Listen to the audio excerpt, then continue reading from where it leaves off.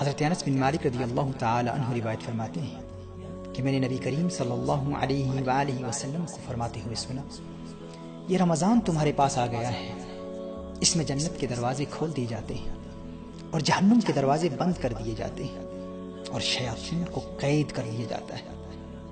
محروم ہے وہ شخص جس نے رمضان کو پایا اور اس کی مغفرت نہ ہوئی، کہ جب اس کی رمضان میں مغفرت نہ ہوئی تو پھر کب ہوگی۔ اس روایت کو مجموع الزوائد میں نقل کیا گیا ہے۔ ناظرین اکرام، ملت اسلامیہ کے لیے رمضان المبارک ایک سالانہ تربیتی پروگرام کی حیثیت رکھتا ہے۔ یہ روحانی ٹریننگ کا مہینہ ہے۔ اگر اس مہینے میں ہم نے کامیاب ٹریننگ حاصل کر لی تو باقی 11 مہینوں میں بھی کامیابی ہمارے قدم کیوں رہے گی۔ ہاں، اگر اس ایک مہینے میں ہم ٹریننگ میں ناکام ہو گئے تو بعد میں کامیابی حاصل کرنا بہت مشکل ہو جاتا ہے۔ ناظرین اکرام، اسے اس مثال سے سمجھنے کی کوشش کیجیے۔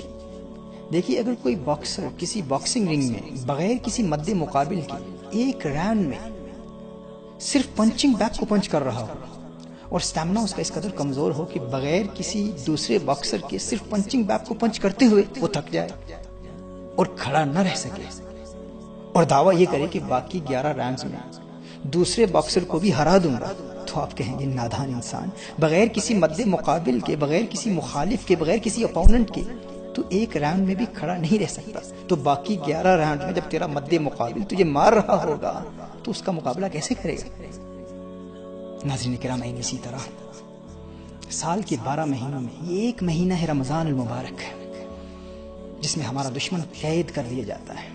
اب رنگ میں ہم اکیلے ہیں، کوئی حملہ کرنے والا نہیں ہے، پھر بھی ہم نمازیں قضا کر رہے ہیں، پھر بھی ہم حرام موویز دیکھ رہے ہیں، پھر بھی ہم غیبتیں کر رہے ہیں، پھر بھی ہم گناہوں کا ارتکاب کر رہے ہیں، اور دعویٰ یہ ہے کہ بعد میں ہم ضرور نیک بن جائیں گے اور مغفرت حاصل کر لیں گے۔